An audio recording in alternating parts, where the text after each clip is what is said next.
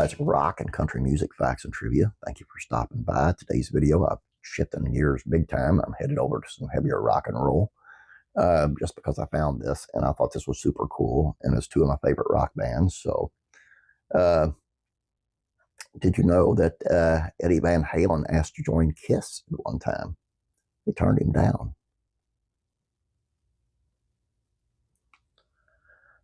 Speaking to Music Radar, Kiss bassist vocalist Gene Simmons explained why Eddie Van Halen made his offer and why that offer was rejected. It happened in 1982, Simmons recalled. It was when Kiss was doing a record called Creatures of the Night. This was the first album Kiss made following the departure of the band's original lead guitarist Ace Frehley. During the recording of Creatures of the Night, a variety of lead guitar players were utilized, including Robin Ford, Steve Harris, later of Mr. Mister, and a man who eventually joined Kiss as an official member, Vinnie Vincent. Ace appeared on the album's cover and in the video, the anthem I Love It Loud, but that track was one of three on the album co-written by Vincent.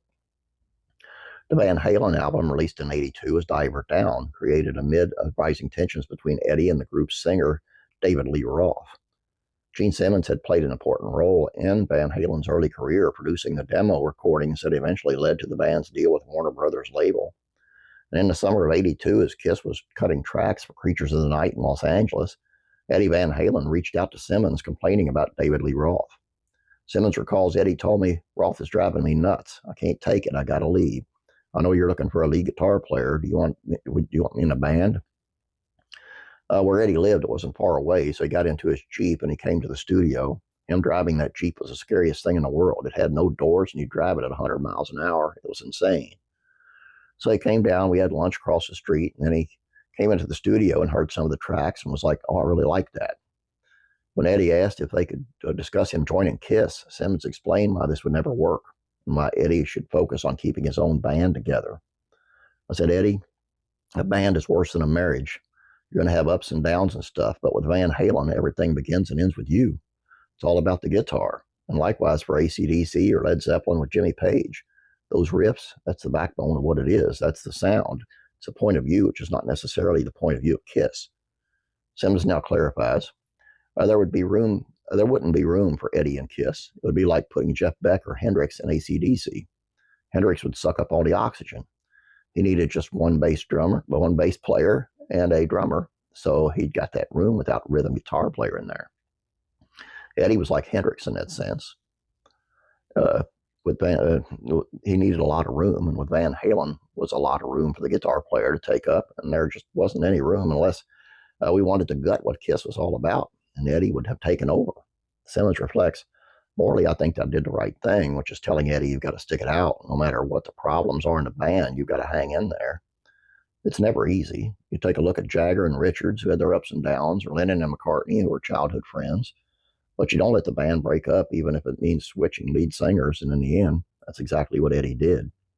After Diver Down, Van Halen made one more album in the '80s with David Lee Roth titled 1984, and featuring classic tracks such as Jump, Hot for Teacher, and Panama.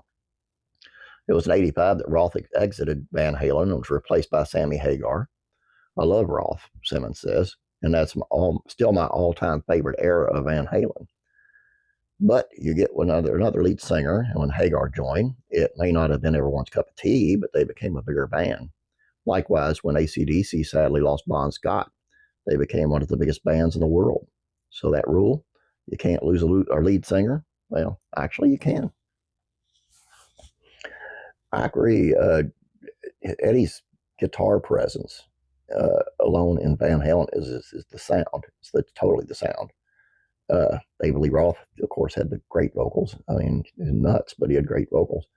But if you take Eddie's sound and put it with Kiss, it would have never matched.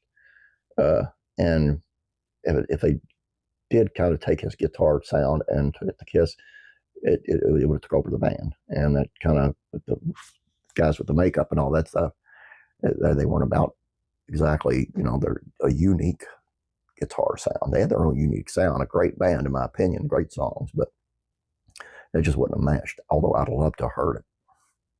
I still would have loved to have heard it and seen what kind of makeup they would have put on Eddie Van Halen. That's all I got for you guys. Please subscribe if you have not yet. Please like this video. I'd appreciate it.